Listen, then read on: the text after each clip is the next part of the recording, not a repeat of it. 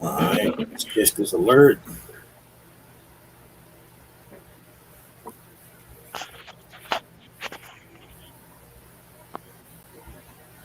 All right, we good. Come.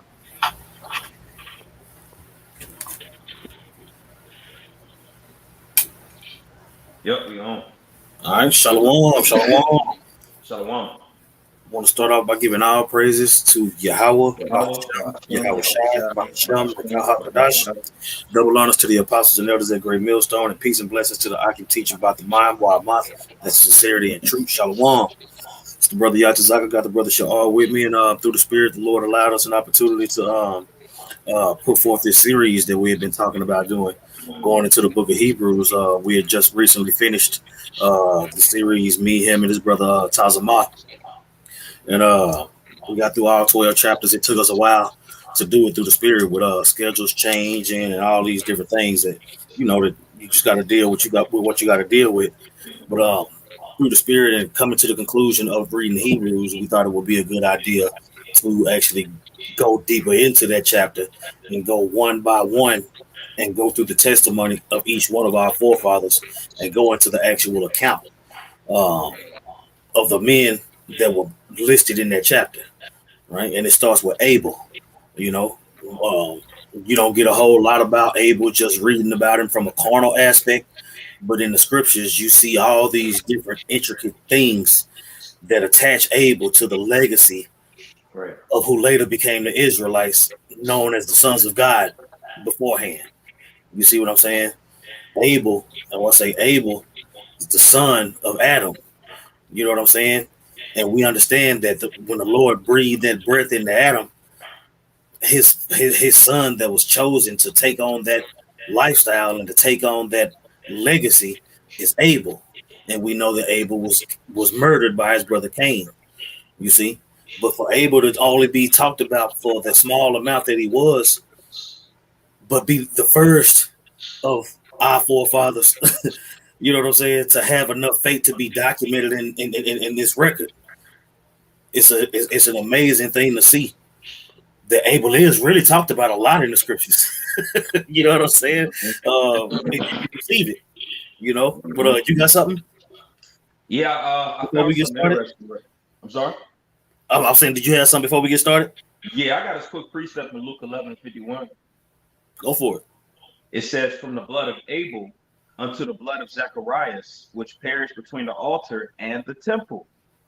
Verily I say unto you, it shall be required of this generation." That sacrifice of Abel right there, really his death, it shows you the temple work that they was doing. Like it was a Mhm. tabernacle and everything. You know what I'm saying? It wasn't just out there on the field and then, like the sacrifice was made. Like there was a priesthood that was already established under Adam. You know what I'm saying? And Cain and his brother Abel were priests under And, Adam. and that's what I'm saying. So and you pass down the priesthood. Mm-hmm. You see, Yeah. and Abel was murdered before he was able to pass down the priesthood. Right. See, Right. but him being a priest, he was a keeper of the sheep. Mm-hmm. You know what I'm saying? It tell you in the commentary that he was a keeper of the sheep. You know Right. what I'm Right. saying? And when you think about sheeps and lambs and the flock and all these things, all these precepts start just whizzing through your head. You know Mm-hmm. what I'm saying? But we're gonna focus on our forefather Abel in this installment of introducing the world to the Israelites. Right. Right. Hebrews 11. So um, I got a couple of these. I'm gonna read a couple of these screenshots that I took from the Masor app. Let me get my. Uh, yeah, it has some pretty interesting stuff in there. All right. It says Abel was a keeper of the sheep, a calling which he either chose himself or his father put him to it and gave him. For though his brother talks about how they had a large estate and you know what I'm saying because they was ruling, right? It says being the heirs of Adam, the Lord of the whole earth, yet they were not brought up in idleness, but in useful laborers' employments. So Cain was a tiller of the ground, and Abel was a keeper of the sheep. You know what I'm saying? And when you go into that keeper of the sheep, he fed the flock. You know what I'm saying? And all the duties that go along with keeping the sheep. That is what was given to Abel. Mm-hmm. You see? All right. Let me see. I had another one. Yeah. It says, and he's as he was a shepherd, his flock consisted of sheep, and the firstlings of these, the lambs that were first brought forth, he presented as an offering to the Lord, right? Like he's supposed to, right? He was taught that. It says, and which after was frequently used in sacrifice and were the proper type of Hamashiach. It was a proper emblem to represent Yahweh. You know what I'm saying? So that whole keeping of the sheep, the lamb, and that whole thing, it goes all the way back to Abel.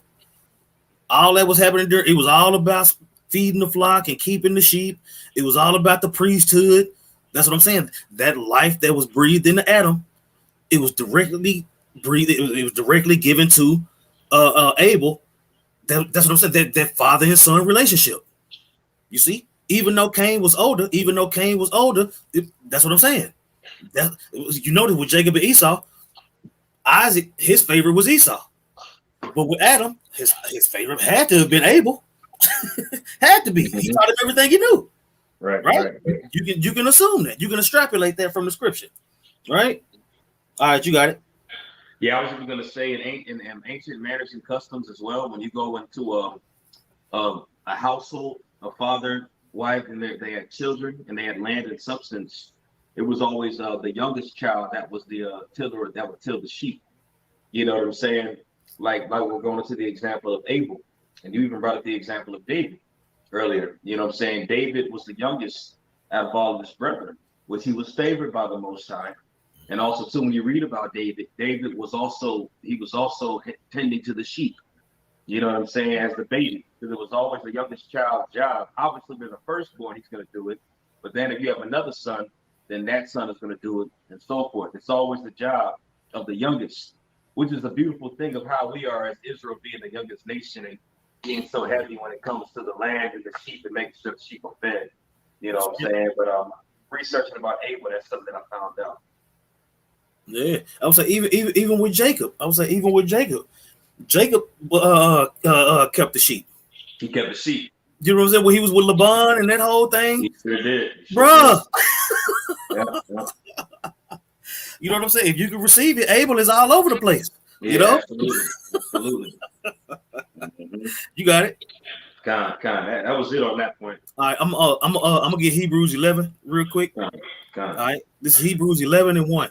It says, "Now faith is the substance of things hoped for, the evidence of things not seen. For by it the elders obtained a good report. Through faith we understand that the worlds were framed by the word of the Most High, so that the things which are seen were not made of things which do appear." You know what I'm saying? And the word of the Most High framing everything. Mm-hmm. The word of the Most High framing everything is Yahweh Shai, giving those instructions. You see, and once he was getting, and once those instructions were breathed into Adam, he gave those same instructions to Abel. Right. All right, keep going. Kind. It says, by faith, Abel offered unto the Most High a more excellent sacrifice than Cain, by which he obtained witness that he was righteous. Right. So we're gonna get some words. Yeah, We're gonna get absolutely. some. All Absolutely. right, obtained. We're gonna get obtained. All right. Matter of fact, we're gonna get offered too. Yeah, we're gonna get offered. Woo. Strong's G 4374. Prospero. Prospero. All right, to bring to lead one to a person who can heal him or is ready to show him some kindness, one to a person who is to judge him, right? What word you at? You say what? Offered. Oh, offer. Okay. Yeah, Abel offered, right? It says to Yep. bring to it says to bring a present or a thing, to reach or hand one thing to one, to put to be born towards, right? To attack, to assail, to behave oneself towards one, to deal with one, right? So the Lord, so, matter of fact, let me make sure I'm sharing my screen too. Let me go ahead and pull that up. Yeah. Okay. So Abel offered, right? You offer your sacrifice. Right, All right, right. right. So it said that Abel offered, right? Abel offered a more excellent sacrifice than Cain, right?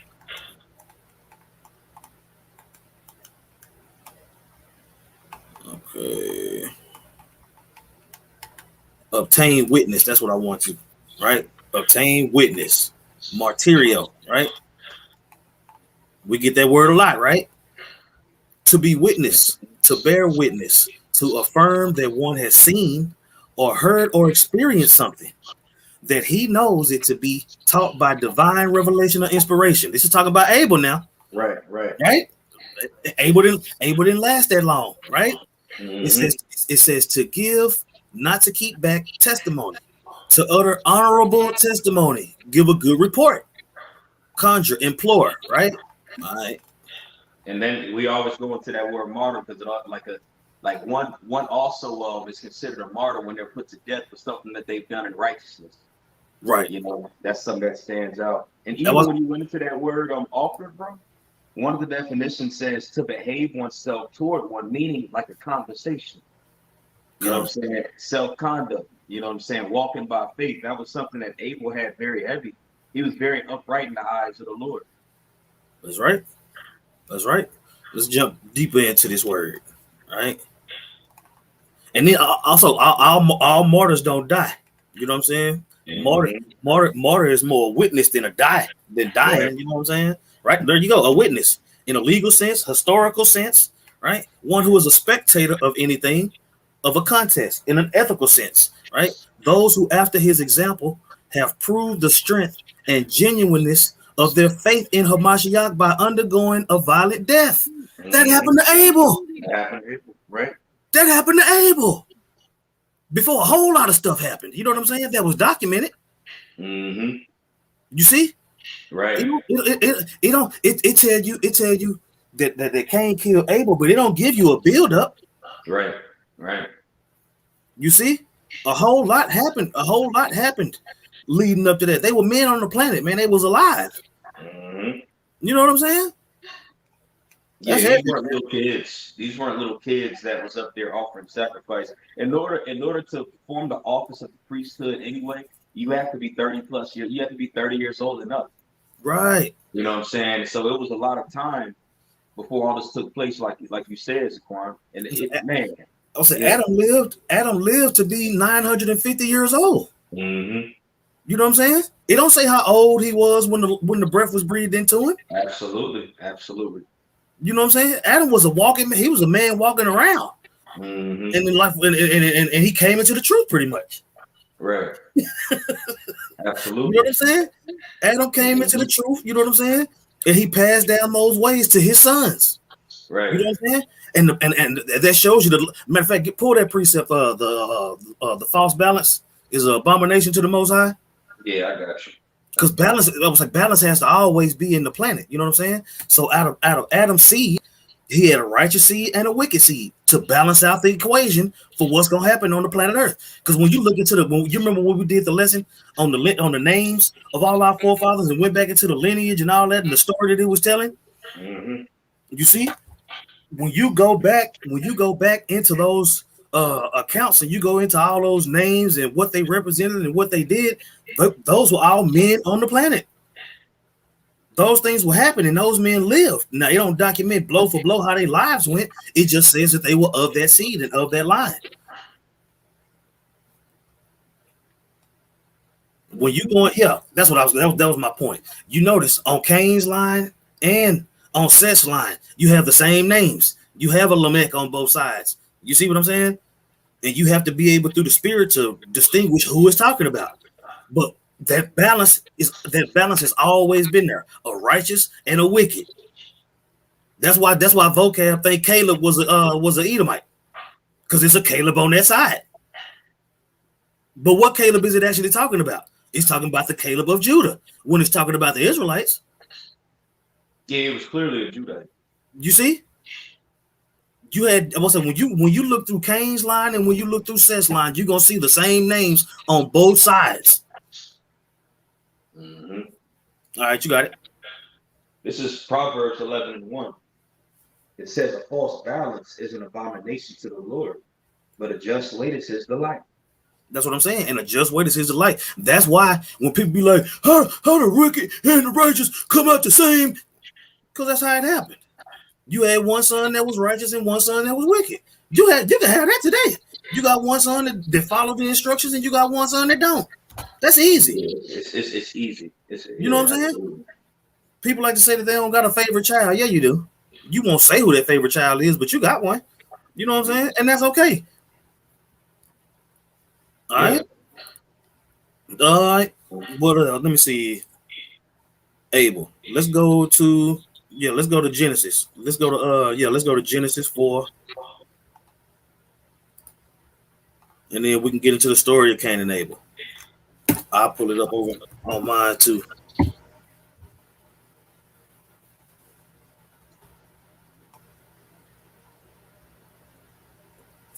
I can read it. All right. Go ahead and pull Luke 11. Matter of fact, no, don't you ain't got to do that. Never mind. I'm tripping. I'll do it. All right. This is Luke 11:51. It says, "From the blood of Abel unto the blood of Zacharias, which perished between the altar and the temple. Verily I say unto you, it shall be required of this generation." All right. I remember you mentioned that earlier. Yeah. And I'll actually bring out the precept to that one in Matthew because the way it's worded, it stands out a lot. Okay. What's the precept of Matthew? Matthew 23:35. Yeah, okay, that's what's up. All right, this is Matthew chapter 23, verse 35. It says that upon you may come all the righteous blood shed upon the earth, from the blood of righteous Abel, right? Mm-hmm. Unto the blood of Zacharias, son of Barachias, whom ye slew between the temple and the altar. Verily I say unto you, all these things shall come upon this nation. You got it. Yeah, bro. It says righteous Abel right there, man. You made the point earlier in Hebrews 11. It mentions Abel, but we don't really have a whole lot from Abel's walk. We don't really have nothing from his walk except for him dying real quick. You know what I'm saying? It started off with him. That goat, that lamb. It started off with him. Yeah. Yeah, it's the chapter regarding faith started with a man that didn't last that long. Mm-hmm. You know what I'm saying? That's right. Man, that's heavy, man. And I got that word righteous pulled up right here too.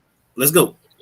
That word righteous in the Greek is dikaios.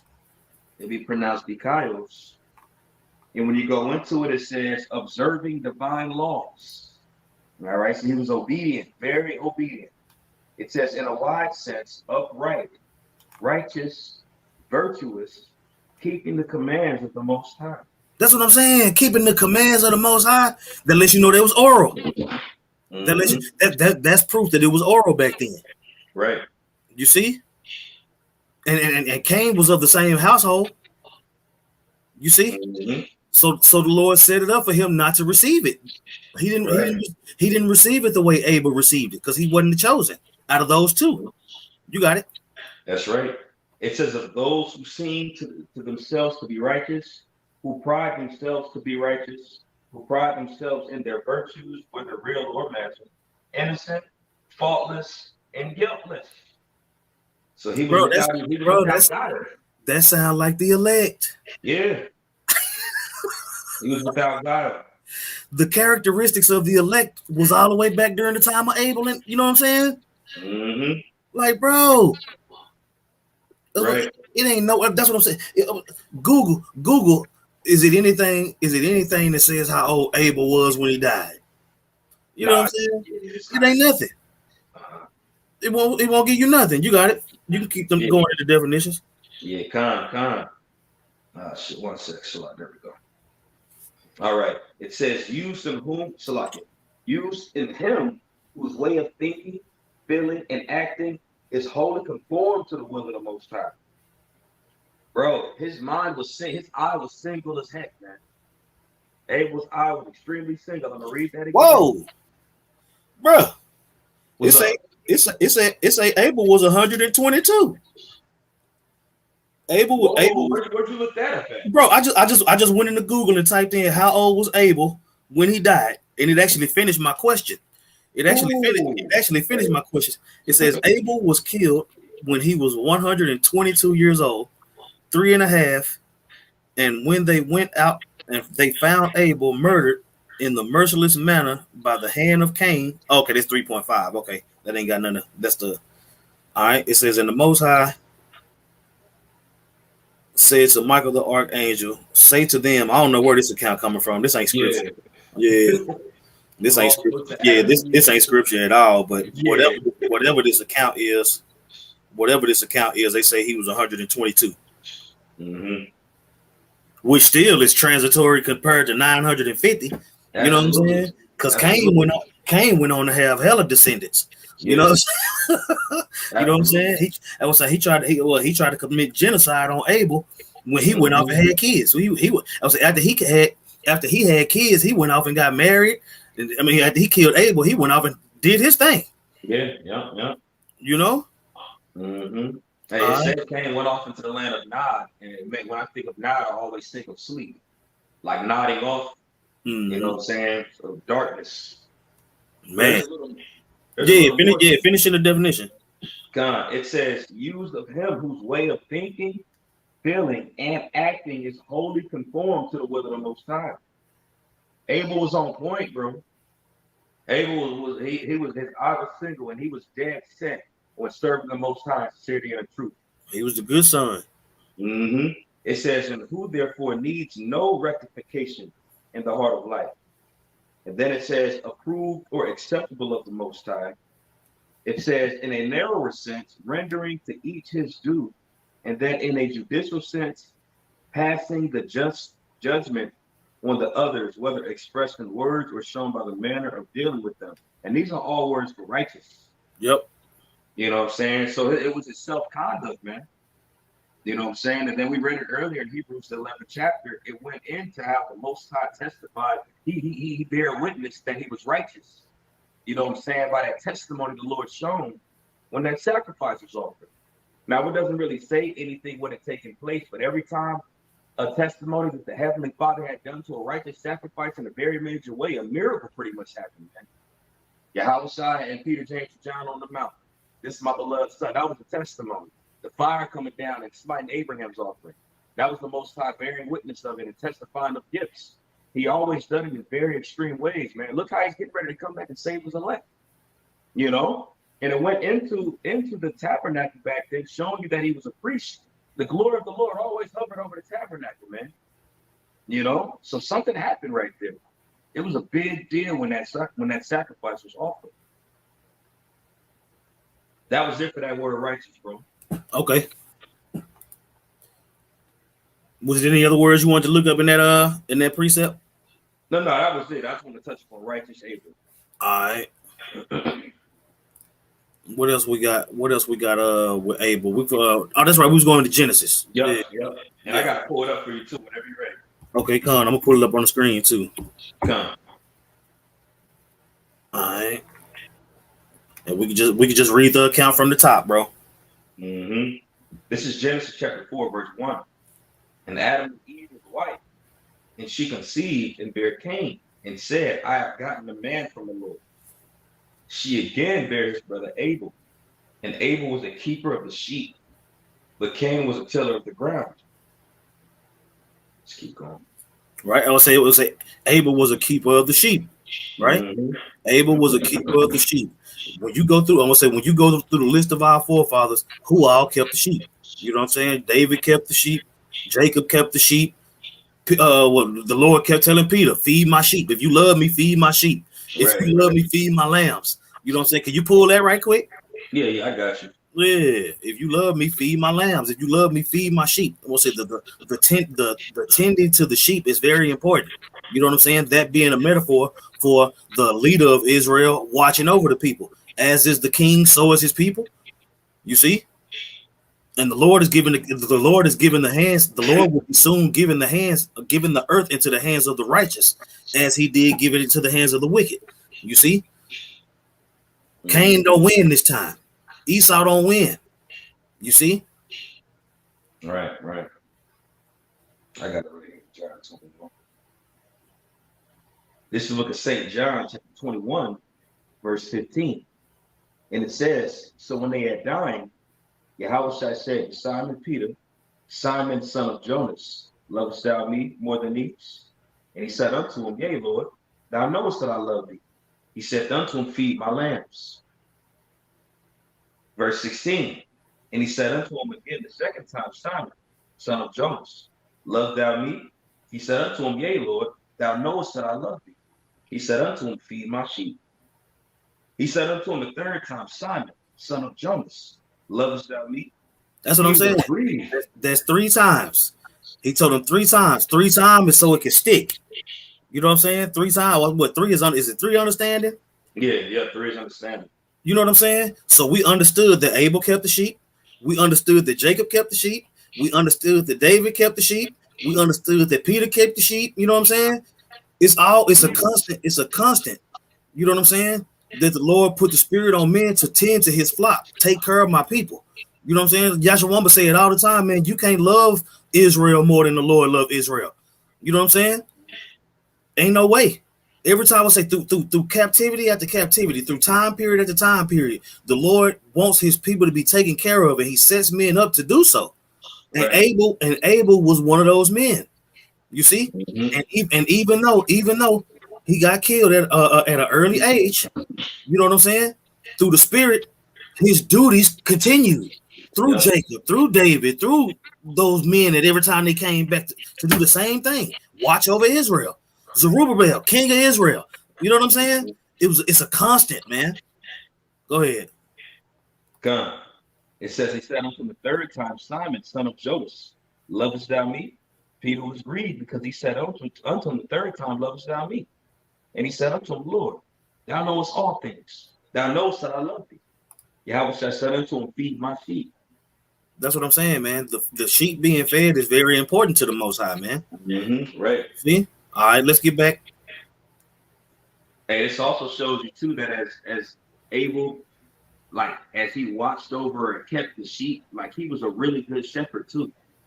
You know what I'm saying? Because that's highly esteemed, high in the eyes of the Lord, how you treat your beast. You know what I'm saying? That was part of his walk as well, his level of responsibility, discipline, and his love toward the flock, man. Makes sense why it was such a huge sacrifice as well to do it, because you had to give the best of the flock to the Lord, man. And you build bonding time with those sheep, you know. Yeah, man. I would say that's all you do. I would say I'm talking about when it comes to protecting the sheep, man. You fighting off different animals and doing all it, bro. Abel was doing that, bro. He was doing that, bro. All over, bro. Matter of fact, you know what? Let's get the account. If you know where it is, where David, when it described what David was doing to protect the sheep, when it was talking about him fighting lions and bears and doing all that. Because what you can do through the Spirit, everything that it describes David as doing to protect the sheep, that's what Abel was doing. You see, and the way that we've read how the Lord had favor on Abel because of how obedient he was, doesn't that resemble David? Yep. Doesn't that resemble Jacob? You know what I'm saying? Jacob, I would say Jacob was a shepherd for what, 14 years? Right. We can get in the accounts of Jacob, the way he handled it. You know what I'm saying? To bring this thing on home, because we only been on for what? We ain't even been on for 30 minutes yet. You know what I'm saying? So we can, let's get David in the way he tended to the sheep, and let's get the way Jacob tended to the sheep. I'll look on my side for Jacob. You get David. I already got that pulled up right here for David. Oh, okay, Con, that's what's up. This is 1 Samuel chapter 17. I'm gonna start at verse 32 because we gotta remember, I'll start from the top. It's the beginning of the chapter. But that's when Goliath was talking crap. You know what I'm saying? That's when he was talking that cash money to Israel. He was talking cash money about our God, and David was like, hell no. You know what I'm saying? That's right. So when you read this here in 1 Samuel 17 to 31, actually, no, I'm tripping. It ain't the beginning of the chapter, but I'm gonna start at 31. It says, And when the words were heard which David spake, they rehearsed them before Saul, and he sent forth to him. So it went all the way up to Saul. It ain't like he said it directly to Saul. You know, Mm-hmm. David mentioned it, and remember his brothers called him proud Yep. when he was talking about that, you know. And this is going into that account. When Saul heard of it, he requested of David, you know. So it says, and when the words were and when the words were heard which David spake, they rehearsed them before Saul, and he sent for him. And David said to Saul, let no man's heart fail because of him. Thy servant will go and fight with this Philistine. And Saul said to David, thou art not able to go against this Philistine to fight with him, but thou art but a youth, and a man of war from his youth, and he a man of war from his youth. And David said unto Saul, thy servant kept his father's sheep. See, it says it the same exact way with Abel as well. Mm-hmm. It says, thy servant kept his father's sheep, and there came a lion and a bear, and took a lamb out of the flock. And I went out after him and smote him, and delivered it out of his mouth. And when he arose against me, I caught him by his beard and smote him and slew him. Thy servant slew both the lion and the bear, and this uncircumcised Philistine shall be as one of them, seeing he had defied the armies of the living power. That was bro, the beauty of that encounter, because David he physically defended the sheep with the lion and the bear, and then when it came to the Lord's people, the actual sheep, he defended them from Goliath and the Philistines. Absolutely. You see, so protecting the sheep is a constant. And when you protect the sheep, it can get a little hairy, it can get a little hectic. Yeah. You know what I'm saying? So you can attribute those same qualities to Abel. It said Abel was a keeper of the sheep, right? Absolutely. It says a calling which either he chose himself or his father put on him. Yeah, it was passed down. So either way, you know what I'm saying? It was passed down. You see? And Abel was a tiller of the ground. Was not Adam told that he was going to have to work by the sweat of his brow? That's what Cain picked up as a tiller of the ground. You see? Yeah. You see? And that's what I'm saying. A tiller of the ground. You see? We was tilling the ground as a punishment. You see? So Cain tilling that ground as a punishment, he didn't like that shit. He was good at it, but he didn't like it. That was his lot. That was his lot, yeah. You see? And Abel that's what I'm saying. Abel received more. He received what Adam was putting down on the balance side. You have to understand that, man. And it's beautiful the way the Lord played that out, man. You know what I'm saying? Sitting here talking about it now. Man. Right. Hey, even Moses, when Moses was in the house of Ruel, his father-in-law, you know what I'm saying? He was tending to Ruel's sheep. And what it took place, one of the sheep went astray. And one of those sheep, out of those many sheep, went astray. He went to go find that one sheep over there in Sinai. Man, you know what I'm saying? And when you read it, it was the rest of the sheep, and it says he led the sheep to Sinai. You know what I'm saying? Which is very spiritual because he was tending to the sheep. But that was an allegory that Moses was going to lead the children of Israel into Mount Sinai to receive the law. But there was one sheep that went away, and that one sheep he went to find it, and it painted a whole big narrative of what had taken place. Bro, a constant feeding of the sheep, man. A constant feeding of the sheep. And as we go through this chapter and continue to get our forefathers, you could continuously use that analogy. Absolutely. The Lord always, during the time of judges, he was raising up judges to tend to the sheep. You see, all of the kings were supposed to tend to the sheep. All the ones that did wickedness and all that, they didn't feed the sheep. And they all paid for it. Right. But that's what I'm saying. Abel did it first.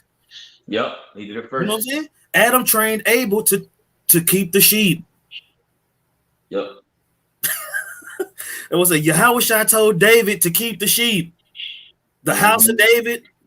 Who gonna sit on the throne of David? Yahushua. Come on. A constant, bro. It's a constant. Right.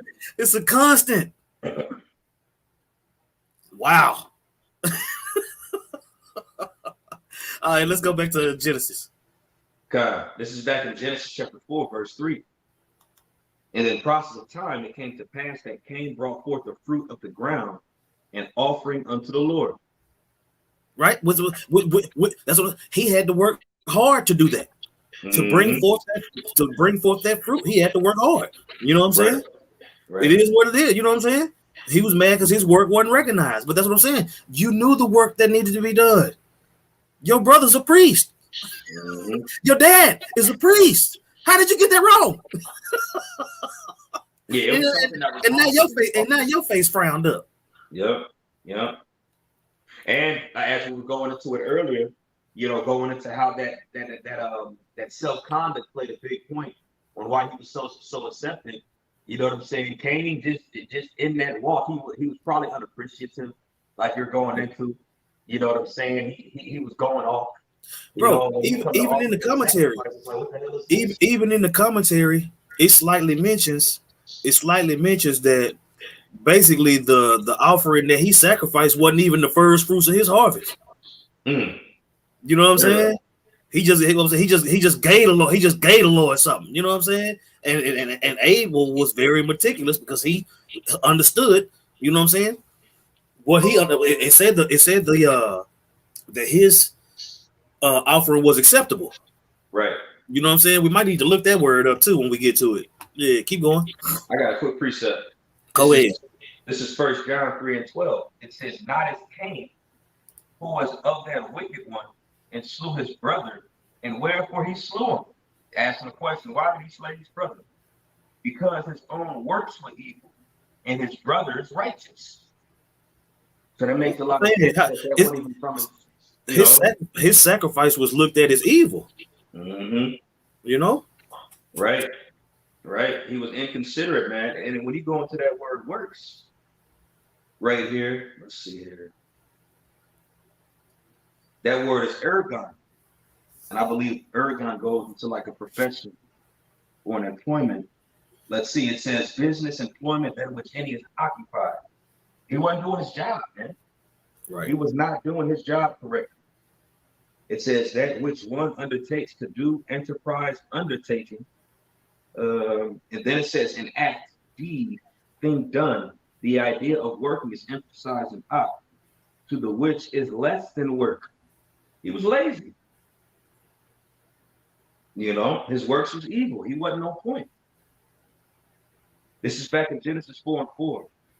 It says, "And Abel, he also brought the firstling of his flock, and of the fat thereof. And the Lord had respect unto Abel and to his offering." All right, let's get that word respect. Mm-hmm. Let's get that word respect. Because when I say the Lord said, "Don't be a respecter of persons," right? Right. But he had respect unto Abel. You know what I'm saying? See, the Lord can do what he wants to, man. I said, look, like when the Lord talk about dying manfully and all these different things, he's a man of war. You see, it's a way to get on his good side. It's a way to get on his bad side. Right. All right. The word is shawa.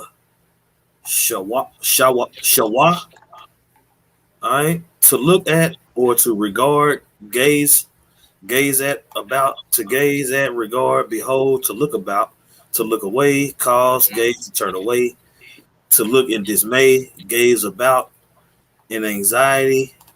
All right, let me see. We got a root word. All right. Well, that is it. All right. To gaze at, to look at, to regard. All right. To look away. All right. Okay.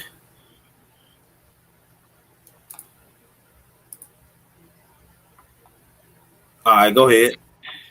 Yeah, and then it also says the firstling of his flock and the fat thereof, which shows you that was a fatted lamb.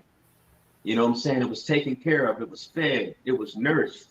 And it also shows you going into the law how that fat is the Lord's portion. And he knew that and understood that. So he was pinpoint when it came to the law that wasn't written on tables of stone back then, but it was oral.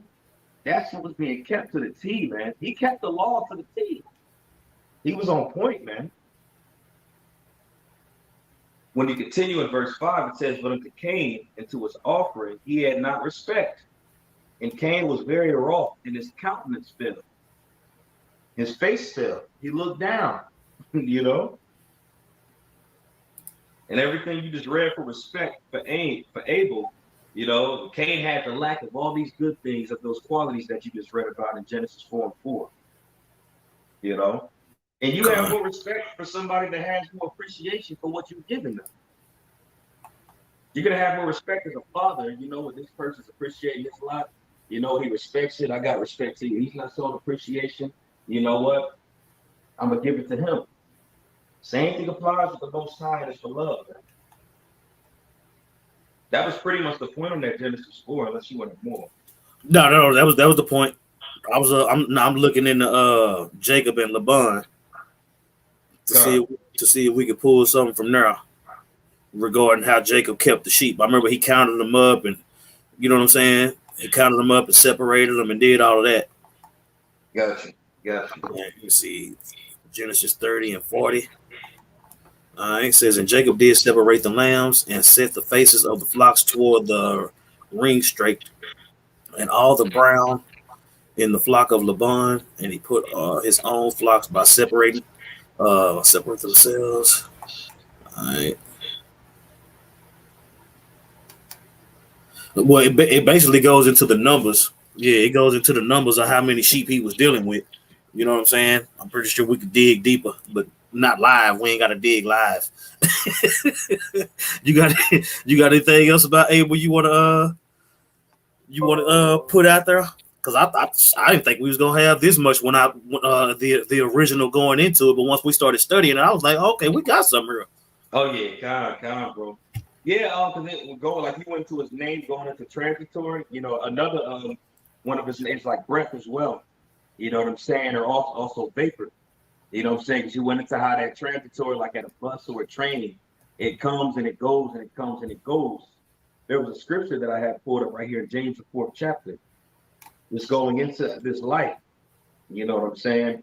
But it says in James 4 and 14, whereas you know not what shall be for tomorrow, for what is your life?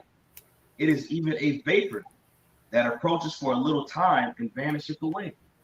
And that's when you go into that word vapor or breath. That's also a definition for Abel as well, which is his name in the Hebrew. It goes for vapor because that was Abel's life. It was like a breath. But in that amount of time, he fulfilled a lot. In that amount of time, he showed the Heavenly Father a lot, you know, which is why he was a martyr, you know. Hey, even Yahweh Shai, he didn't have a long life before he had to send it up. You know what I'm saying? It was like a vapor here, but he had to send it up, and now he's on the right hand side of his Father, man. It makes me think of Wisdom of Solomon 4, where it's talking about Enoch, but it's also going into pretty much the elect getting being done. But it says, in a little bit of time, he fulfilled a lot. You know what I'm saying? So how we offer up our bodies as a living sacrifice, we ain't gonna be here long. But ultimately, I thought about Abel's walk pretty much doing the most that you can to please the Lord while you're here. Nor was still unprofitable, but looking at Abel as that example of faith to show forth how much he did in that short amount of time to be listed in Hebrews 11 with all these great individuals that have names written. You know, Abel's walk is our walk, pretty much. You know, only difference is we ain't gonna get slew by Cain. All right. No breath in them, right? Right? Ruach, right? Breath, breathe, right? Boom, boom, boom, boom. Spirit, as that which breathes quickly in animation or agitation. Spirit, right? Spirit of living, breathing, being in man and animals, right? A gift preserved of the most high spirit, departing in death and body. All right, we get this, we see this word a lot too, right? Inspiring, ecstatic state of prophecy, right? That's attributed to Abel. Interesting. You know what I'm saying? So he had the breath of the Almighty. You know what I'm saying? That's that breath that was in him, as impelling prophet to utter instruction or warning, right? Imparting warlike energy and executive administration of power, right? Endowing men with various gifts, energy of life, right? This is all attributed to Abel, man. You see? That breath, that Holy Spirit, Abel had it. Abel has it. You know what I'm saying? That's why he heading up. That's why he heading up as the forefather in the chapter. Right. You know, he came through the spirit. Abel came with it, man. Mm-hmm. So much so that even his spirit cried, his blood cried into the ground. His blood cried to the heavens from the ground. Yep. You know, so hey, man, hey, you got anything else? Nah, that was it, bro. Hey, that life that was breathed into Adam was breathed into Abel, man. And this is the first installment. This is the first installment of introducing the world to the Israelites, man. You see, Hebrews chapter 11. You know what I'm saying? Going into each one of these forefathers that were listed in this chapter one by one. This is the first installment through the Spirit. Lord willing, it was edifying. I mean, hey, we was learning while we was going into it, you know. And wow. Wow. Abel was going hard, bro. Abel was the man. Abel was the man, bro. So, hey, with that, we want to give all praises to Yahweh. Oh, man. You know what? Salaki, man. Salaki. Go to the Apocrypha. Is Abel mentioned in the Apocrypha? Let's see. It might be briefly. But we can go ahead and get that before we close out. Salaki. No, all good. I want to say it mentioned him too, briefly. In the Great Men, was it chapter 44? 44. It starts with Enoch. Oh, okay. Well, Salaki. Y'all get into Abel, man. That's why I say he's hidden all through the scriptures, man. But hey, with that, we want to give all praises to Yahweh,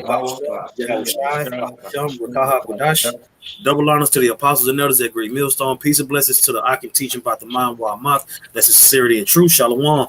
Shalom.